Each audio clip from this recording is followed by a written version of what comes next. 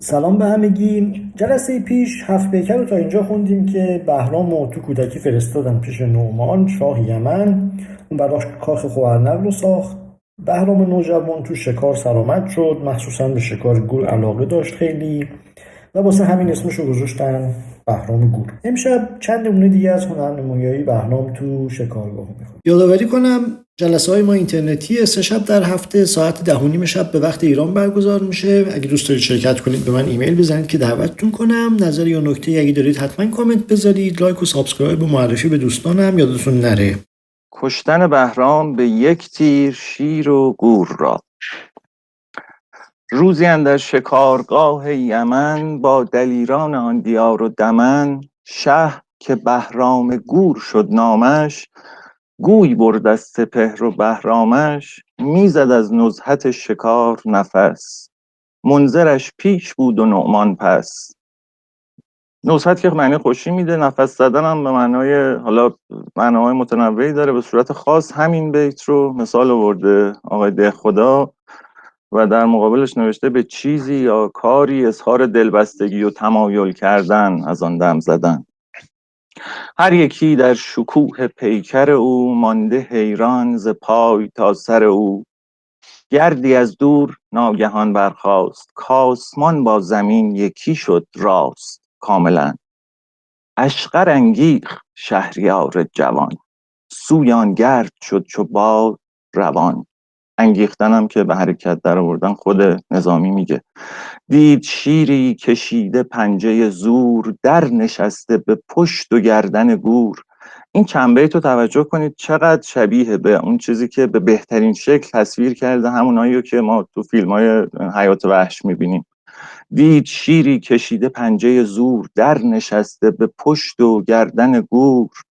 تازه بالا در آوردش به زمین، شه کمان برگرفت و کرد کمین.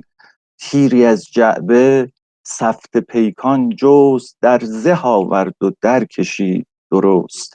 سفته تیز، البته که همین سفته به معنای تیز رو به خدا سفته گذاشته، ولی هم عمید هم معین با تلفظ سفته هم به کار بردن که توی این ابیات بعضا و به ابیات بعدی بهتر میشینه. تیری از جعبه سفته پیکان جست، در زه آورد و در کشید درست. سفته بر سفت شیر و گور نشست، سفت و از هر دو سفت بیرون جست. سفته اول که یعنی اون چیزی که تیز بود بر کتف سفته دوم کتف شیر و گور نشست، سوراخ کرد و از هر دو کتف بیرون جست. سفته بر سفت شیر و گور نشست، سفت و از هر دو سفت بیرون جست. تا به سوفار در زمین شد غرق، پیش تیری چنان چه درع و چه درق. سوفار یعنی خرتناق تیر، ته تیر، حالا اگه پر داشته باشه قسمت پرنشان تیر. در زره، درقم که سپر منتها پوستی، مثل پوست تمساح و کرگدن. تا به سوفار در زمین شد غرق، پیش تیری چنان چه درع و چه درق. شیر و گور افتاد و گشت هلاک، تیر تا پر نشست در دل خاک. شاه کان تیر برگشاد ز شست، ایستاد و کمان گرفت به دست. چون عرب زخمیان چنان دیدند، در عجم شاهیش پسندیدند. هر که دیده بر آن شکار زدی، بوسه بر دست شهریار زدی. بعد از آن شیر زور خواندندش، شاه بهرام گور خواندندش. چون رسیدند سوی شهر فراز، قصه شیر و گور گشت دراز. گفت منذر به کار فرمایان، تا به پرگار صورت آرایان. در خوارنق نگاشتند به زر، صورت گور زیر و شیر زبر. شه زده تیر و جسته زان دو شکار، در زمین غرق گشته تا سوفار. چون نگارنده این رقم بنگاشت، هر که آن دید جانور پنداشت. زنده بود تصویر.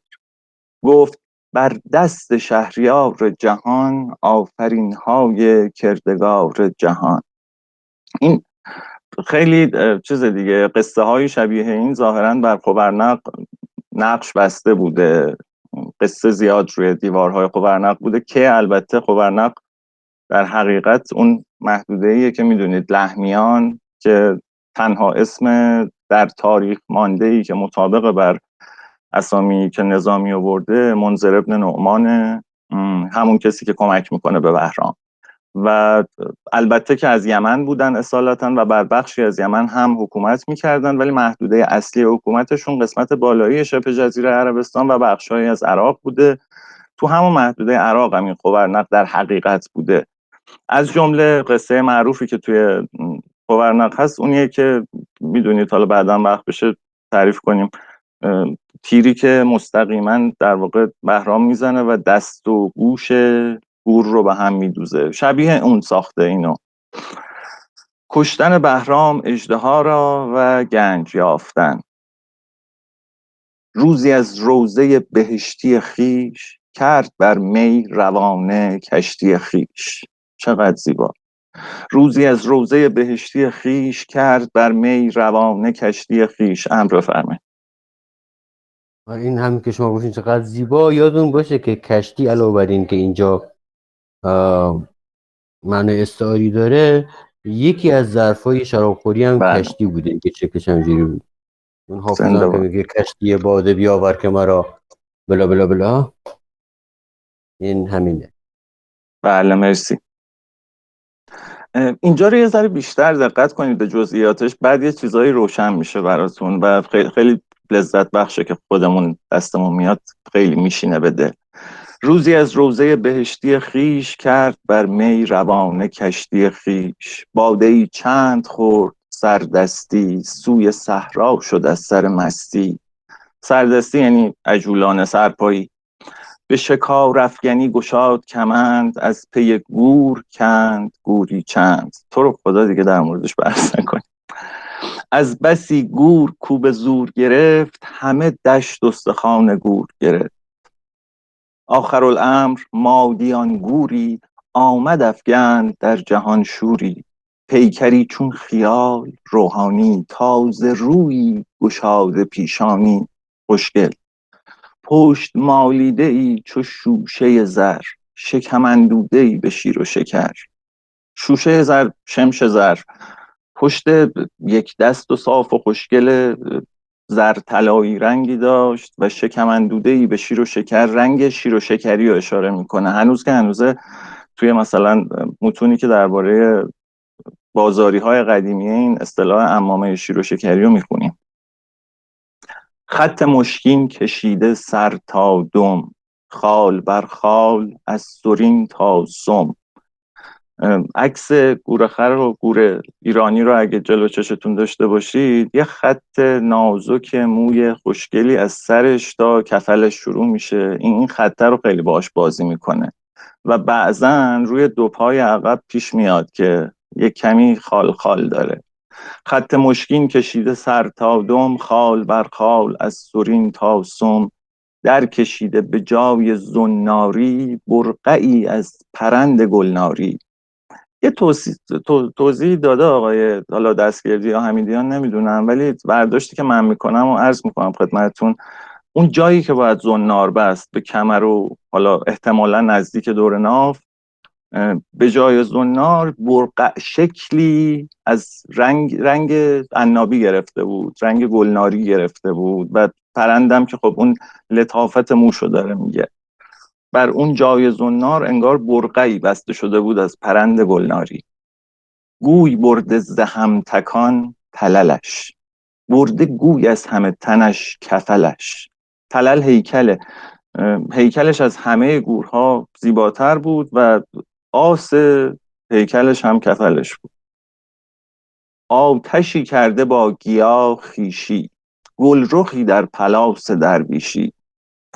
باز من میگذرم از توضیحی که آقای دستگردی یا حمیدیان دادن، چون به نظرم خیلی خیلی بی ربطه. به نظرم روشنه این رنگ، آتشین رنگ آقای گور، خانوم گور در واقع زیبا و آتشین رنگه و در بین دشت و دمن که داره میدوه انگار آتش با گیاه خیشی کرد، در هم تنیده آتش و گیاه. و بعد میگه گلرخی در پلاس درویشی. یادمون باشه که لباس درویش خود نظامی اینو میاره از گیاهه. توی اسکندرنامه‌اش وقتی اسکندر از اون درویشه توی غار میپرسه که چی کار میکنی، میگه گیاه پوشم و قوت من هم گیاه. به نظر میرسه که اشاره به همینه که این گلرخ انگار در پلاس درویشی پوشیده شده وقتی داره توی این دشت و دمن میدوه. بفرمایید. این زنار هم من چیزی میگم، شما میتونید مخالفت بکنین، ولی این که گفته که به جای زنار برای گور مثلا زنار بستن و اصلا همچین تشبیه آوردن کمی دور از ذهن به نظر میرسه، ولی دور از ذهن نیست به نظر. یه چیزی که احتمالاً توی سر نظامی هست اینه که هنوز هم هست توی ادبیاتمون، توی ادبیات کردی هم ما داریم، توی فارسی هم هست که شما مثلا معشوق زیبارو و جفاکار رو کافر به معنای غیر مسلمون بنامند. بله. این اشاره به این داره که در گذر زمان مسلمون بودن رو به یه معنای مثلا رحم داشتن خیلی به کار اصلا که مسلمون باشه این رحم داشته باشه، مثلا مسلمونی از بین رفته، این رحم از بین رفته، یه جورایی مثلا این معنا در هم تنیده شده. خیلی وقتا معشوق مثلا مسیحی که میگن منظور دینش نیست، منظور اینه که مثلا جفاکار بی‌رحمه. حالا حمیدرضا توی گروه هست توی مثلا ادبیات کردی مثلا میگن مثلا فلان فلان ارمنی، این ارمنی که میگن به معشوق به معنی نیست که مثلا طرف اهل ارمنستانه، یعنی اینکه یک معشوق جفاکار بی‌رحمه. اینجا انگار وقتی گور رو داره توصیف میکنه نه که یه جوری داره توصیف میکنه که انگار داره یک معشوقی، مثلا انگار داره شیرین رو در خسرو شیرین خواهد مثلا توصیف بکنه. این زنار بستن من اینجوری میبینمش، یعنی معشوق جفاکاری که در ذهنش هست حالا چیز کرده دیگه، هم پیوستگی و هم بستگی داره با این زیبایی گور، وگرنه که زنار با گور خر یه ارتباط وثیقی نداره. ببخشید اگر طولانی مرسی شد شما ازت. مخالفت بکنید، هیچ ایرادی نداره. میگه که دل به دست کمان عزیز کافاکیش. آفرین، این هم دقیقاً من منم نشنیدم صدای حمیدو. که دل به دست کمان ابروی است کافرکیش هم کافرکیش، میگه. این درست. کافرکیش هم منظور بیرحم بودنه، وگرنه مذهب و دین منظور نیست. خب مرسی. ببخشید ریحانه جان شما بفرمایید. من میخوام مخالفت کنم با آقای مرزاد، برای اینکه من فکر میکنم اون توضیحی که دادن خیلی، یعنی نوشته در اون محلی که حالا زنار حالا یا به کمره یا به دور گردن، یعنی دور گردنش طوقی از پرند گلناری بود، یعنی یه خط در واقع عنابی، یه طوق عنابی دور گردنش بود که حالا به زیباییش اضافه میکرد. من با این موافق ترم. تا البته اون معنی بعیدش ممکنه اون باشه که بخواد اونم القا کنه که خب این مثل یک معشوق در واقع چشما رو به دنبال خودش میکشه، ولی معنی نزدیکش همونی که سامان گفت به نظر من نزدیکتر به ذهن. ببخشید من مشکلی با دارم معنی شما ندارم، فقط خواستم زنار رو بگم که چرا اومد، وگرنه مشکلی با معنای بیت هم که سامان گفت ندارم، منم موافقم، همین درست. بفرمایید. آره بله. یه ذره جلوتر که بریم، یعنی به سرتیتر بعدی برسیم و بخونیم، کاملا احساس میکنیم که چقدر حواسش بوده، خیلی چقدر به زبان امروزی نویسنده ها چقدر پلات داشته واسه این طرح آقای نظامی و چقدر بجا اینو قبل از قسمت بعد آورده و وقتی اونو بخونیم باز توجهتون رو من به این جلب خواهم کرد که کاملا اینجا هدف اینه که ما به چشم معشوق ببینیم این گور رو.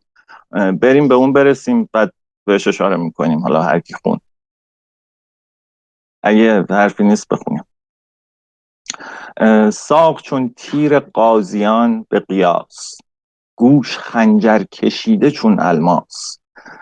گور به شکل جذابی، من یه بار در خارتوران با دوربین از دور گور دیدم و خب واقعا خوشگل این حیوان و گوش کشیده ای داره.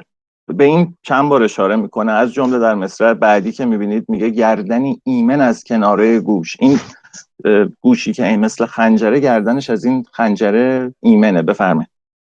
اینم باز در ادامه اون حرفی که زدیم، این گوش کشیده علاوه بر زیبایی گوش باز برای معشوق به کار میره، به معنای معشوقی که حرف نمیشنوه حرف عاشق رو.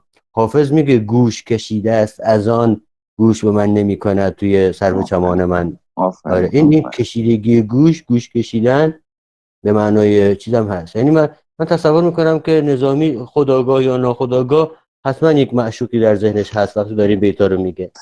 ضمن اینکه یه چیزی هم توجه کنیم مرزاد، شروع این فصل اینجوریه که می میخوره و میزنه و داره اینا رو ما شرح میدیم، یعنی انگار تو حال خوشتری هم داره اینو میبینه. بنابراین همه اینهایی که شما میگید حتما درسته همزمان و من معتقدم خواسته بوده. وقتی میریم جلوتر متوجه میشیم. ساق چون تیر قاضیان به قیاس، گوش خنجر کشیده چون الماس. سینه‌ای فارغ از گریوه دوش، گردنی ایمن از کناره گوش. سینه‌ش هم از گود و تلمب به قول ما دوشش فارغ بود. سینه یک دست صاف مثل باز سینه معشوق دیگه.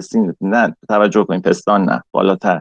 سینه صاف مرمری داره، سینه‌ای فارغ از گریوه دوش، گردنی ایمن از کناره گوش. سیرم پشتش از ادیم سیاه، مانده زین کوه را میان دو راه. زین کوه در شاهنامه میاد به شکل کوهه زین و زین کوه و اینا. اون برآمدگی جلوی زینه و همون قسمت از پشت گور.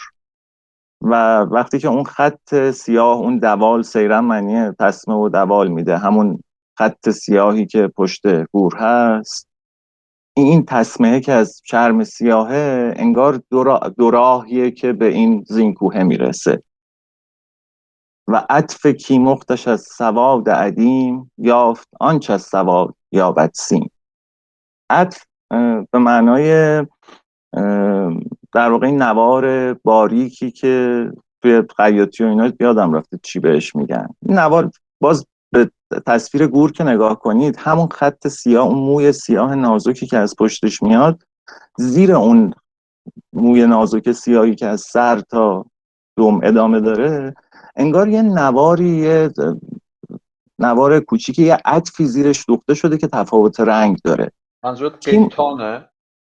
آره، حالا یه ذره بزرگتر. من اگه نگاه کنید توی ده خدا حتما برای عطف نوشته این معنیو. بفرمایید.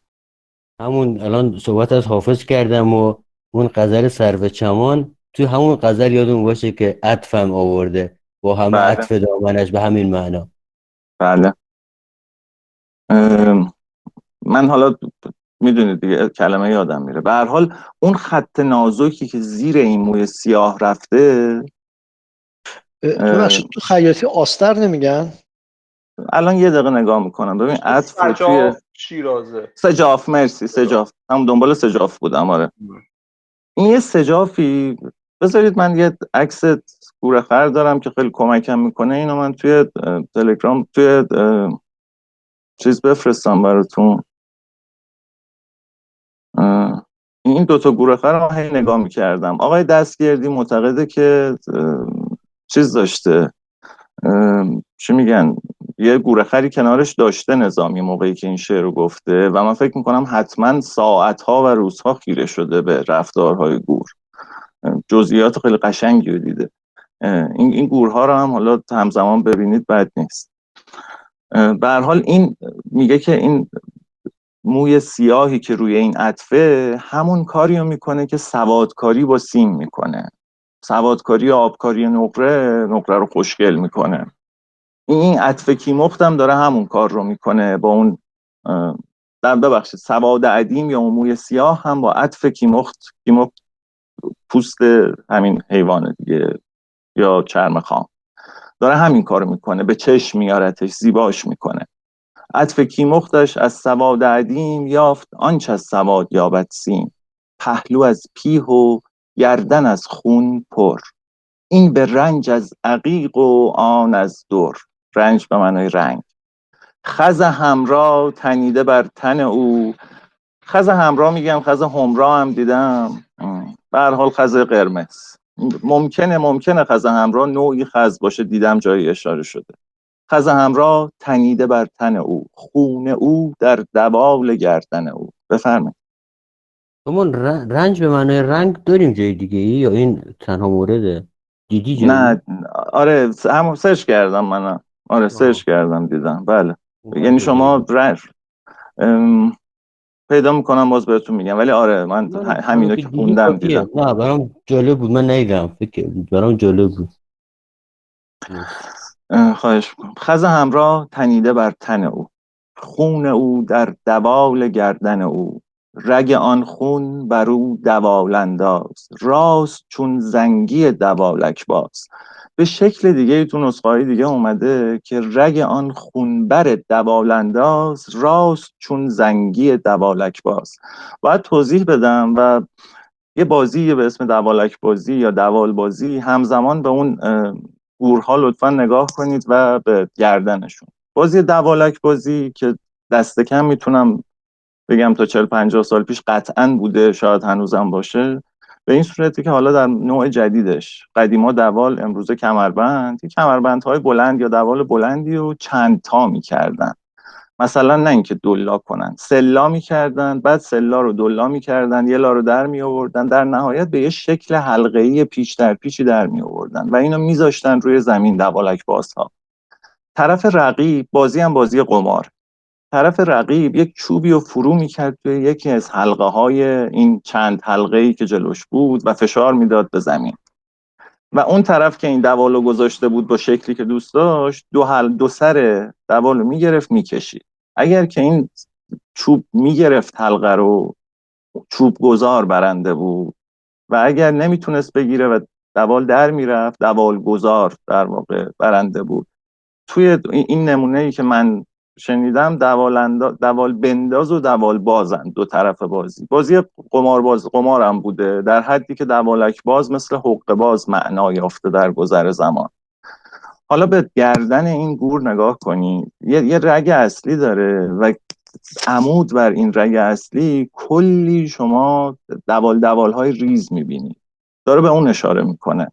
رگ آن خونبر دوال انداز که من فکر میکنم این درست‌تر باید باشه، یا حالا رگ آن خون برو دوال انداز، راست چون زنگی دوالک باز.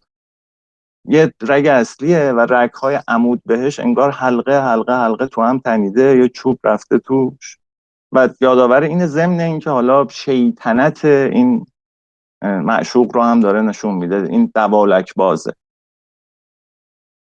کفلی با دمش به دمسازی، گردنی با سمش به سربازی. بفرمایید. ببخشید اون زنگیرم میگی؟ ببین این گفته که این آقای دستگردی فکر میکنم گفته که زنگی ها دوالک باز بودن و من توضیح دیگه ای نمیتونم پیدا کنم. اگر حالا کسی چیزی به ذهنش میرسه بگه. زنگی به داستان نمیخوره، بر صورت رنگ های این گور تم سرخ و اینا داره، زرد و سرخ داره، زنگی توش نمیشینه. ولی نه واقعا من نمیدونم. منطقه بودن مال همون یمن و اینا بودن، نه یعنی مال همون منطقه زنگبار دیگه، ولی خب اومدن اینور. مثلا من میدونم در از 600-700 سال پیش در محدوده شیراز تا در واقع خلیج فارس بودن اینا. ولی اینکه حالا اینجا چیه، پیشنهاد مصححین اینه که زنگی ها دوالک باز و حقه باز یعنی هنرمند بودن در این بازی، ولی مطمئن نیستم. این همه کسایی که وارد این داستان شدن بعداً بهشون گفتن سیاه‌باز دیگه. هنوزم کلمه سیاه‌بازی رو داریم. زنده باد. یعنی اگر ریشه‌شون هم زنگی بوده یا نبوده، از یه جایی به بعد هر کی این مسخره بازی رو در مورد احتمالاً چهره‌ش هم سیاه می‌کرده دیگه.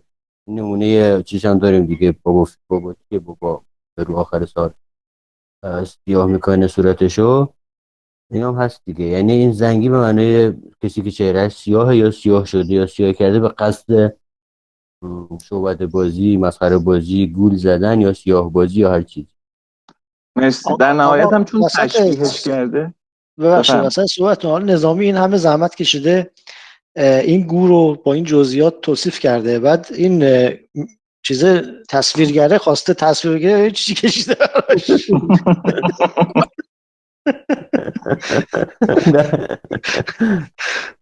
اتفاقا در مورد این تصویرگری یه چیز بگم. یه مقاله اخیراً میخوندم توی بخارا، این تصویرگری که نشون میدی مال کیه، کی تصویرگرش کیه. ولی در مورد شاهنامه های مصور یه مقاله مفصلی تو 2 شماره قبل از بخارا چاپ شده بود که میگفت که هر جا عثمانی ها تصویر پردازی کردن چقدر به جزئیات دقت کردن، چقدر تصویرگری ها خوب بوده، چقدر منطقی بوده. هر جا خودمون تصویرگری کردیم در حد همین چیزی که الان علی نشون داد در همین حد بودیم. نه حالا بنده خدا اجتهاد و ایناشو قشنگ کشیده ولی آقا نگو، الان میریم میبینیم عثمانی ها مثلا معروف تصویرساز عثمانی. مرسی علی جان. ضمن اینکه حالا ببینید رگ آن خون بر دوالنداز راست چون زنگی دوالک باز، به هر صورت این بر داره تشبیه میکنه، یعنی چیز نیست، ربطی این زنگیه ربطی به گور ما نداره منطقا. کفلی با دمش به دمسازی، گردنی با سمش به سربازی. با سم چیز میکنه دیگه، گردنشو میخارونه. گور بهرام دید و جست به زور، رفت بهرام گور از پی گور. گوری الحق دونده بود و جوان، گورگیران پسش چو شیر دوان. ز اول روز تا به گاه زوال، گور میرفت و شیر در دنبال. زوال بعد از ظهر. شاه از آن گور بر نتافت ستور، چون توان تافتن عنان از گور. احتمالاً در گور دوم بالاخره مد نظرش هست دیگه، واقعا گریزی از مرگ نیست. گور از پیش و گورخان از پس، گور و بهرام گور و دیگر کس. تصورم اینه که در مصرع دوم گور به معنای مرگ یا قبر، یعنی گور و گور و باب بعدیش هم باب مقابله است دیگه. گور و بهرام گور و هر کسی جز بهرام گور. گور از پیش و گورخان از پس، گور و بهرام گور و دیگر کس. تا به غاری رسید دور از دشت، که بر او پای آدمی نگذشت. چون در آمد شکار زن به شکار، اژدها خفته دید بر در غار. کوهی از قیر پیچ پیچ شده، بر شکار افگنی بسیج شده. چقدر این مار سیاه چنبر زده رو زیبا تشبیه میکنه. کوهی از قیر پیچ پیچ شده، بر شکار افگنی بسیج شده. آتشی چون سیاه دود به رنگ، کاورد سر برون ز دودآهنگ. دودآهنگ یعنی دودکش. بفرمایید.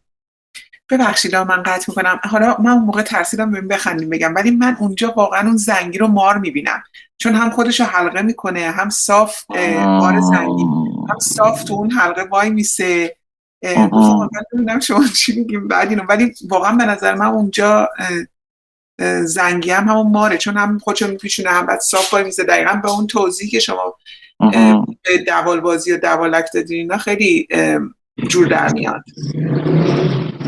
بله، من حرفی ندارم. میتونه همزمان میتونه این معنی رو هم مد نظر داشته باشه. بعد خب یه لحظه اجازه بدید. ابوالفضل بگو. آقا سلام خدمت همه. یه ذره برمیگردی عقب علی آقا، ببخشید. آره این من با این خانم ریحان خانم موافقم. کلا نظامی داره فضا رو برای اومدن این مار آماده میکنه. اون جایی هم که میگه گور از پیش و گورخان از پس، گور و بهرام گور و دیگر کس، هی داره چند بیتیه که هی فضا رو آماده میکنه که ما منتظر ورود یه چیز دیگه ای باشیم که بعد دیگه اژدها رو میگه. یا ترس مرگش ها. بله ترس مرگش و اینا دیگه، که یه خطر بزرگی در پیشه. این کارا یه مقدار انجام میده. خیلی میکنه، خیلی این کارو خوب انجام میده. ببخشید همین. دست شما درد نکنه. عالی. یه لحظه حمید جان شما هم بفرمایید. میوتی.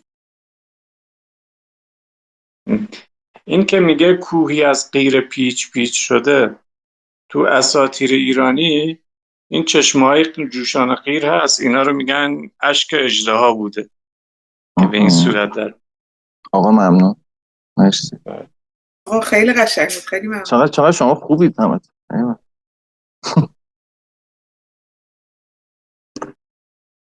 کوهی از قیر پیچ پیچ شده، بر شکار افگنی بسیج شده. آتشی چون سیاه دود به رنگ، کاورد سر برون ز دودآهنگ. چون درختی در او نه بار و نه برگ، مالک دوزخ و میانجی مرگ. دهنی چون دهانه قاری، جز هلاکش نه در جهان کاری. بچه گور خورده سیر شده، به شکار افگنی دلیر شده. شه چو بر ره گذر بلا را دید، اژدها شد که اژدها را دید. اژدها را دید. ببخشید یه لحظه، همین شما دستت هنوز بالاست، سوالی داره. آها خب مرساد شما بگو. اون مالک دوزخ یادون باشه که اسم دربان دوزخ مالکه. بله مرسی. اسم ببخشید کوچیکش مالکه. نه معروفه، اسم آره مالک دارن دوزخ اینا. که داریم، آره ولی خب یعنی در چیزای اسلامیه که اون کسی، فکر کنم اسلامی باشه، کسی که دم در دوزخ وایساده اشکا آدما مالک رو دوزخ، آره. هدایت میکنه، اسمش مالکه. مال یعنی بهشت واقعا هم یه اسمی داره. اسمش، من فکر میکردم مالک دوزخ اسم عامه، یعنی صاحب دوزخ مثلا. منم نه همینطور، اسم منم فکر می‌کردم خاصه، یعنی اسم صاحبش. خاصه. آها چه آره. جالب، نمیدونستم. خب اسم ما بهشت نمیدونی ها؟ یادم نیست ولی یه اسمی داره اونم. علی شما بگو. این یکی تایید حرف مهرزاد، یه شعری توی راحت الصدور داشتیم که میگفتش اسرائیل بیاد و بری جهنم. اون برای جهنم گفته بود مالک، بری پیش مالک، آره. که اون دربون جهنم بود. بعد اینجا داستان چیه؟ این گوره بچه‌شو این اژدها خورده، این میاد دلبری میکنه از بهرام میکشه. هنوز داره با شک اینو مطرح میکنه ولی در ادامه دیگه به قطعیت میرسه. بله. آها در واقع حالا میگه اینا رو توضیح خواهد داد. فعلا داره حدس میزنه. مرسی. بچه گور خورده سیر شده. بفرمایید. در کامنت ابوالفضل بود یه چیزی از نوشته که نگهبان بهشت رضوان. نگهبانه که اسمش رضوانه، اون ور مالک وایساده این ور رضوان. حواستون باشه برید سمت رضوان. خلاص بله. رضوان اسم دختره؟ خانم اونجایی که خانم بود بریم.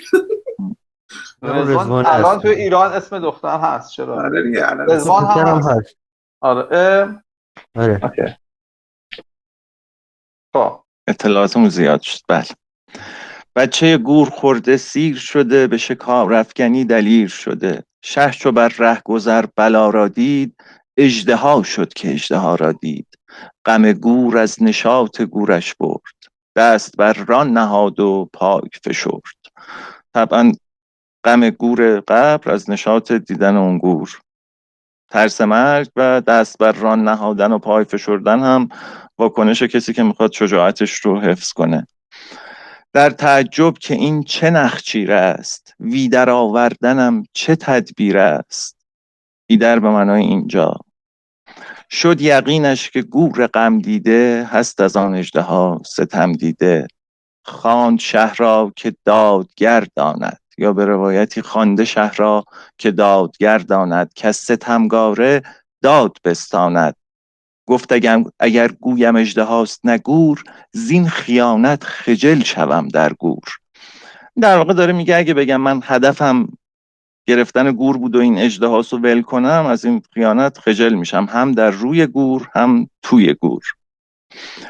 من و انصاف گور و دادن داد، با که جان نیست هر چه باد آباد. و انصاف هم به معنای داد دادنه. من و انصاف گور و دادن داد، با که جان نیست هر چه باد آباد. از میان دو شاخهای خدنگ، جست مقرازه‌ای فراخ آهنگ. یک تیر دو شاخه دور پرواز، در کمان سپید توز نهاد. بر سیاه اژدها کمین بگشاد. از درخت توز که سفید داشته، از پوست درخت توز میپیچیدند، خیلی سفت بوده این پوسته، بر کمان و زهش میپیچیدند. در کمان سپید توز نهاد، بر سیاه اژدها کمین بگشاد. اژدها دیده باز کرده فراخ، کامد از شست شاه تیر دو شاخ. هر دو چشمه در آن دو چشم نشست، راه بینش بر آفرینش بست. و چشمه به معنای شاخ است اینجا. به دو نوک سنان سفته شاه، سفته شد چشم اژدهای سیاه. سوراخ شد. چون که میدان بر اژدها شد تنگ، شه در آمد به اژدها چو نهنگ. احتمالاً به معنای تمساح، چون قاعدتاً اسبابی نیست اینجا دیگه. ناچخی راند بر گلوش دلیر، چون بر اندام گور پنجه شیر. ناچخ هم که تبرزین ایرانیه دیگه، تبرزین دو تیغه، دو طرفه است که بر اساس بیت بعدی دیگه میتونیم به قطعیت برسیم. اژدها را درید کام و گلو، ناچخ 8 مشت 6 پهلو. 8 مشت احتمالاً طولش و 6 پهلو به معنای 6 ذل. پهلو به معنای ذل زیاد میاد. احتمالاً این 6 ضلعیه که 3 ضلع این طرف 3 ضلع اون طرف، یعنی تبرزین دو سر، دو تیغه. اژدها را درید کام و گلو، ناچخ 8 مشت 6 پهلو. بانگی از اژدها برآمد سخت، در سر افتاد چون ستون درخت. شه نترسید از آن شکنج و شکوه، ابر کی ترسد از گریوه کوه. سر به آهن برید از اهریمن، کشته و سر بریده به دشمن. از دمش بر شکافت تا به دمش، بچه گور یافت در شکمش. بیگمان شد که گور کینندیش، خواندش از بهر کینه خواهی خویش. چنبری کرد پیش یزدان پشت خم کرد. چنبری کرد پیش یزدان پشت، کاژدها کشت و اژدهاش نکشت. خواست تا پای بر ستور آرد، رخش در صیدگاه گور آرد. گور چون شاه را ندید قرار، آمد از دور و در خزید به غار. گور وقتی دید که نه انگار بیخیال نیست و به زور میخواد اینم بگیره، فرار کرد رفت توی غار. شه دگر باره در گرفتن گور، شد در آن غار تنگنای به زور. چون قدر مایه شد به سختی و رنج، یافت گنجی و برفروخت چو گنج. اینجا بخونم براتون، آقای دستگردی و حمیدیان نوشتن یعنی چون به مایه و اندازه کمی درون غار تنگ به سختی وارد شد الی آخر. ولی من حدس میزنم که در واقع چون قضا و قدر مسبب شد. ما هم مایه خیلی زیاد داریم به معنای دلیل و سبب، هم قدر در این معنا خود نظامی میاره. چون قدر مایه شد به سختی و رنج، یافت گنجی و برفروخت چو گنج. خسروانی نهاده چندین خم. شاید هم یه معنی خیلی ساده تر داره. چون قدر مایه شد به سختی و رنج، یعنی چون که در اثر سختی و رنج در واقع چه میدونم قوی شد. داره. چون خیلی زحمت کشید. آره میتونه اینم باشه، درست میگی. این آقای دهخدا این مثال رو زده و قدر مایه رو معنی کرده مترادف مایه اندک. این بیت و 2-3 تا بیت دیگه از نظامی رو آورده. میشه بخونی یکی دیگه شو؟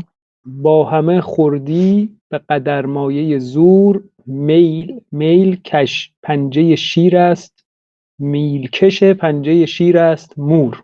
با همه خردی به قدر مایه زور یعنی یه ذره زور. آره دیگه، قدر مایه رو به عنوان یه ترکیب چیز آورده اینجا. چون قدر مایه راه بنوشتند، و از خطرگاه کوه بگذشتند. از 7 بیت. اگه به این معنی باشه با قدر بخونیم، چون قدر مایه. نه بازم این چیزشو نه دیگه وزنش قدره دیگه. آره این آیده اگر که این با توجه به این دوتا مثال همین معنی که کردن اینها دیگه، یعنی چون به مایه و اندازه کمی رفت توی غار، چون قدر مایه شد یعنی رفت به سختی و رنج، یافت گنجی و برفروخت چو گنج. من خیلی یادم نمیاد که نظامی جای دیگه زیاد قدر و اینا به کار برده باشه. قضا به کار برده باشه.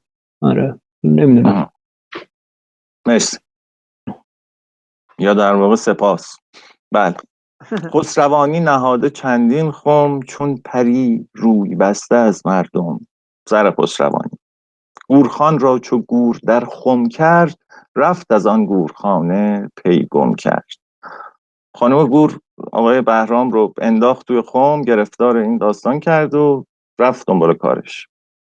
شه چو بر قفل گنج یافت کلید، شه چو بر قفل گنج یافت کلید، و اژدها را ز گنج خانه برید، آمد از تنگنای غار برون. گشت جویای راه و راهنمون. ساعتی بود و خاصگان سپاه، به طلب آمدند از پی شاه.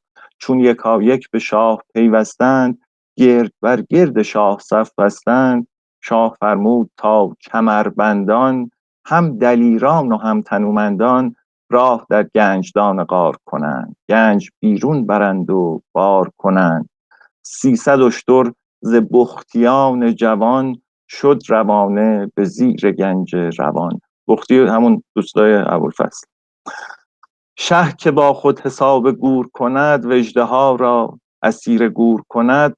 لاجرم عاقبت به پارنجش، حق القدمش هم سلامت دهند و هم گنجش. چون به قصر خورنق آمد باز، گنج پرداز شد به نوش و به ناز. گنج بخش 10 شتربار از آن به حضرت شاه، ارمغانی روانه کرد به راه. به پدرش اردشیر یکم. 10 دیگر به منذر و پسرش، داد با آن طرایف دگرش. تصور میکنم با آن طرایف دگرش یعنی اگه قطعه خاص موجود در اون قوم ها بود، چه میدونم مثلا زمرد خاصی بود یا تراش خورده قشنگی بود علاوه بر اون 10 شتر دیگه. صرف کردان همه به بی خوفی، فارغ از مشرفان و مستوفی. مشرف که البته معنی جاسوس هم میده ولی ناظر خرج و اینا هم هست. مستوفی هم که مأمور مالیاته. صرف کردان همه به بی خوفی، فارغ از مشرفان و مستوفی. وین چنین چند گنج خانه گشا، به عزیزی ستد به خواری داد. به خواری داد یعنی براش ارزشی نداشت داد. گفت منذر که نقش بند آید، باز نقشی ز نو برآراید. نقش بند آمد و قلم برداشت، صورت شاه و اژدها بنگاشت. هر چه کردی بدین صفت بهرام، بر خورنق نگاشتی رسام. و در واقع اون چه که بعد از این میگه دیدن صورت 7 پیکره که ما میفهمیم که آدم ندیده بوده بهرام، در واقع دختر ندیده بوده و همه آنچه که پیش از این خوندیم رو تازه واسمون روشن میشه. مرسی از همتون. آقا چه عالی بود. بسیار عالی. دم شما گرم. دست همتون درد نکنه. مرسی. خیلی خوب بود. خیلی ممنون. عالی. شاهنامه هم این داستان پیدا شدن گنج هست درسته؟ ولی فکر نمی‌کنم با این کیفیت باشه. یادم که همین پیدا میکنه یه گنجی پیدا کرد بعد داد به همه اومدن گفت آره پوزشو داد دیگه. پوزشو اولش میده که من تلاش میکنم اون چه که فردوسی گفته رو. ولی اون داستان گنج پیدا کردن بهرام زمان شاهیش بود، زمان خورنق نبود. آره. شاهنامه. آره. ببین علی یه ذره متفاوت روایته، یعنی همین حالا باز میریم جلوتر میبینید اصلا در واقع تفاوت نظر. بعضیا میگن که کمی قبل از مرگش اردشیرین و فرستاد رفت پیش منذر. واسه همین این تفاوت وجود داره. علی اون نقاشی رو من خیلی دوست دارم الان که دوباره نشون دادی. یعنی الان اون نگاه اون خره گوره خره نکن خیلی خوشگل. اینو نگاه کن اینو فرستاد، یعنی اینو بهرامو رسونده به اژدها، خودش با چشم نگران داره نگاه میکنه ببینه چی میشه قضیه. یه میمی هستش الان توی یه میمونیه داره مثلا. تو خیلی اهل توییتر نیستی؟ نه این خیلی چشاش شبیه اون میمه است. یه میمونیه مثلا داره میگه من نبودم، کار من نبود. چشاش منظورم اینه که یه اکسپرشنی داره به هر صورت. آره نگاه میکنه ببینه چی میشه قضیه. من یه کتاب کودکی داشتم وقتی 5 سالم بود، یادم 35-6 سال پیش کتابی بود به اسم خر بیگناه. خیلی این شکلی بود اون خرش.